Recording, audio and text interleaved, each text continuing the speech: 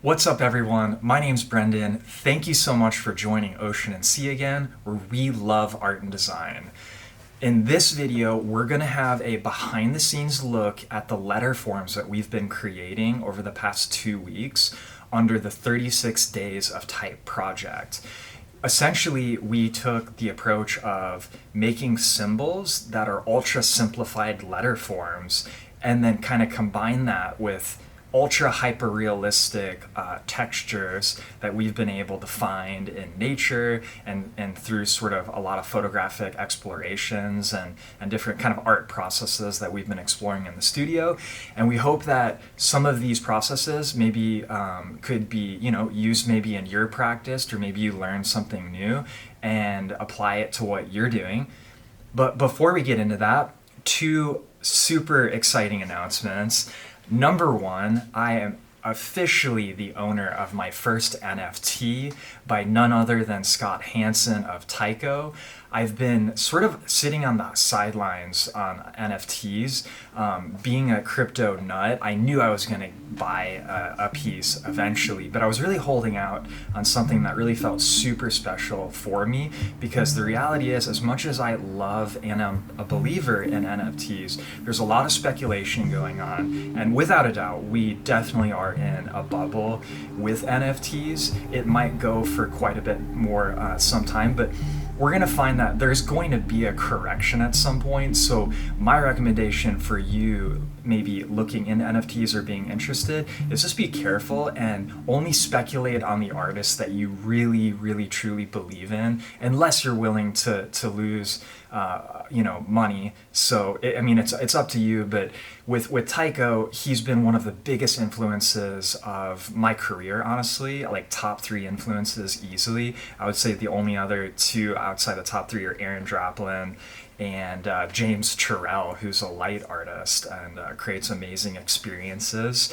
And so I just had to own it. So I'm super excited about that. Hope to get into more details in another video of my thoughts of NFTs.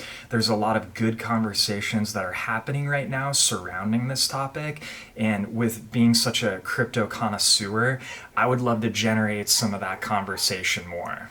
And lastly but not least, our Irish setter Flynn just turned 8 years old recently, and so we were able to celebrate him. We bought him a ball. Unfortunately, it was raining that day, but we just love him to death. He's such a life-giving thing in our life, and really he's a friend, and Amanda and I really care for him. He's been one of the biggest sources of inspiration behind Ocean and Sea, and forces us to get outside and take photos, which leads me into the letter forms. So let's jump in and take a look at it. Here are the first 9 letter forms that we've been able to do, A through I. And yeah, we've just been having a lot of fun with this. Each letter composes of a different process and or combination of photographical textures. And yeah, I'll kind of quickly go through what we did in each one, but I'm going to go into depth with the letter D, just because that ended up being a strategic kind of identifier for the rest of the letters in terms of kind of the guardrails, if you will, on the project. So starting with A, we actually used this ceramic tile, and yeah, it was basically just dripping ink on ceramic, and it was a colored ceramic tile that Amanda was able to get from like some art supply stuff that she had.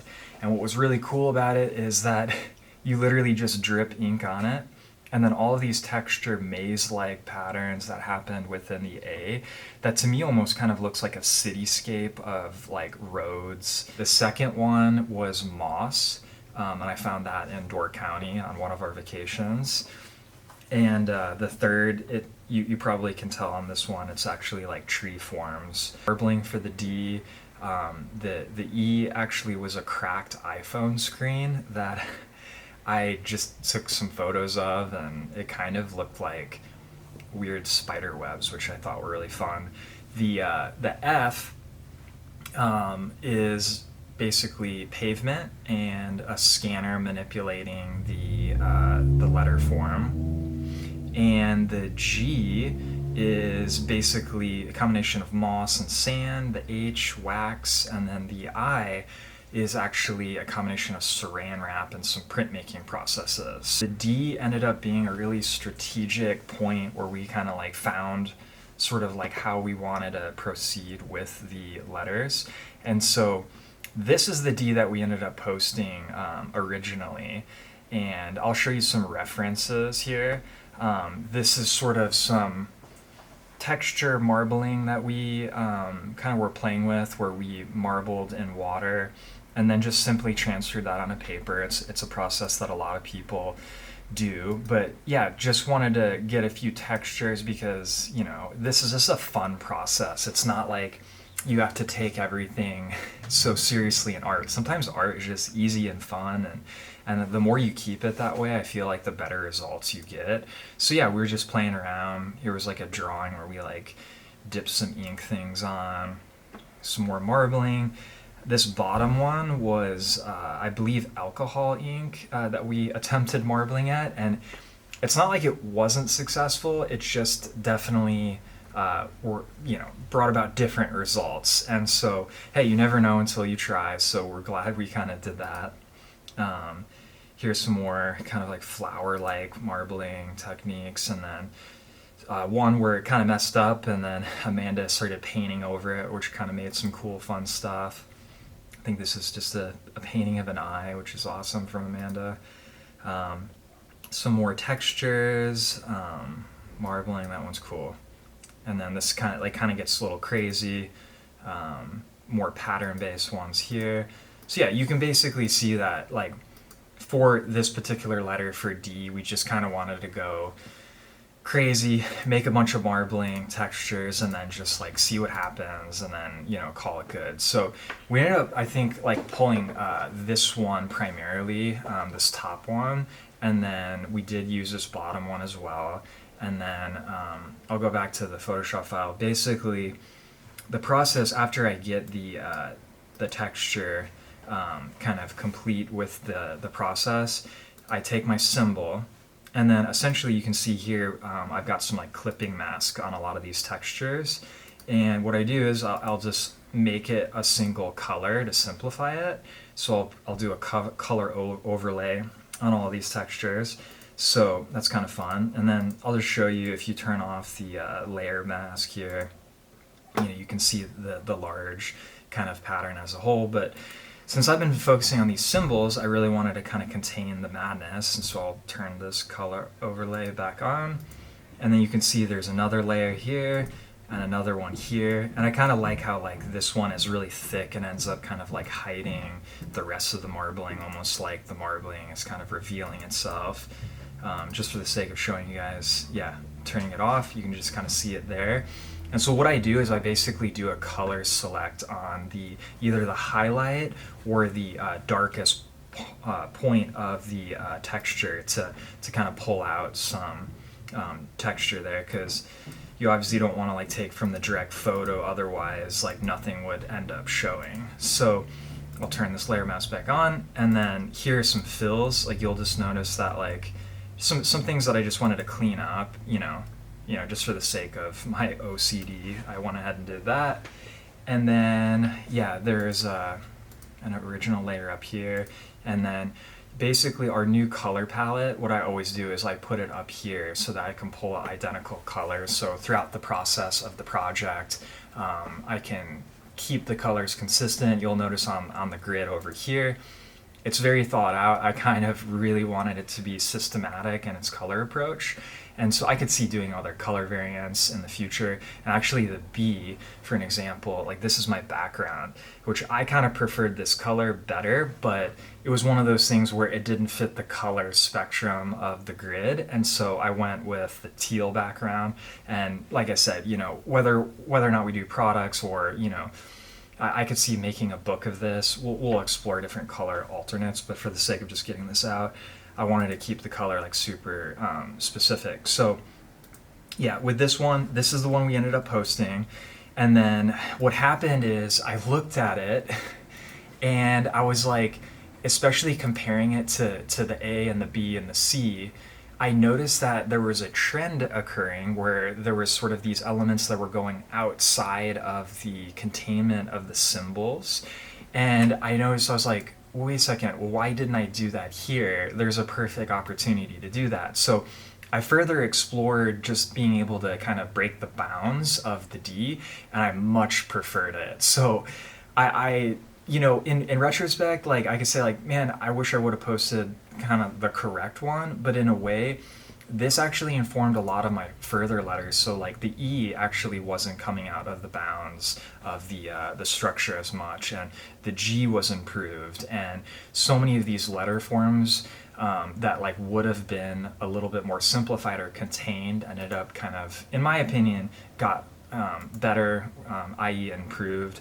And so I'm kind of glad that I made the mistake. It's like, it's in those mistakes that end up being those moments where kind of define the project or define sort of your explorations. And so, yeah, like making mistakes is a great idea. It's kind of Bob Rossi in terms of like, you want to like see and feel like what wants to be revealed and what doesn't. So like what I'll do after I kind of like clip mask my texture is I'll look at moments in the piece, and I'll kind of like try to figure out what wants to be released. And so up here is an obvious one. So I'm going to make sure that that is the layer I'm on. It's a little weird sliver up here, so I'll just give you an example. Make sure my hardness is all the way on my brush. And caps lock is on. Let's actually see our brush.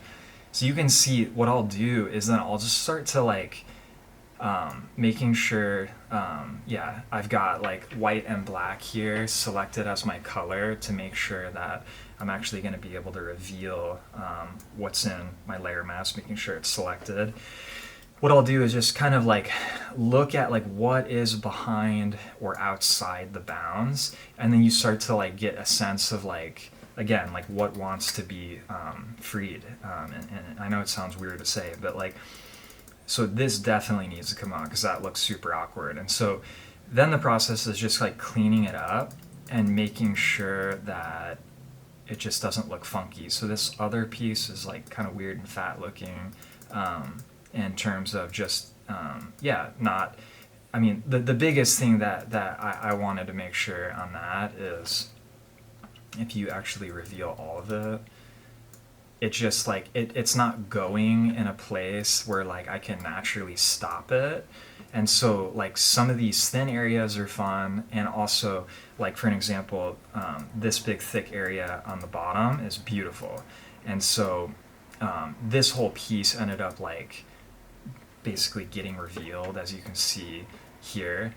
And again, it's just listening to sort of the texture and like, again, just exploring what wants to be revealed and what doesn't. And so by just, systematically kind of like looking at what's out here, you can determine what are the opportunities of release, so to speak. So I'll just kind of like, usually I'll get like kind of crazy like that just so I can see it real quick, and then I'll pull back. Like here, for instance, like, oh, that looks kind of cool, and that ended up being, sort of what I used on the final one. But you can see that a lot of these things are just like experimentational, and what I've really loved about them is the fact that it doesn't feel like my normal design practice. Like when I'm actually doing sort of client work, I'm making logos under strict deadlines and things that just, can elicit a lot of pressure. And that's sort of okay. That's sort of the nature of the business of being a design studio. And I love making logos for clients. But there's something about this that like ended up kind of making me think, sort of like exercise a different part of my creativity, because it's really more of a collaborative process between you and a texture that you made that you really didn't have a full hand in. And so it's been really fun to like co-collaborate with the process, in this case marbling. And I like the fact that I can like look back at it and realize it wasn't necessarily me who made it, but it was me who kind of revealed what it already wanted to reveal, and it's been a fun process, and looking forward to doing more letters as they come. If you want to follow them, it's at Ocean and Sea is our Instagram if you want to follow along daily. I think we have like another 3 weeks to go, so still a lot more letter forms to come. Any encouragement or advice would be super welcome. And if you want to see any other letter forms, let us know in the comments below, and we'll see you next time.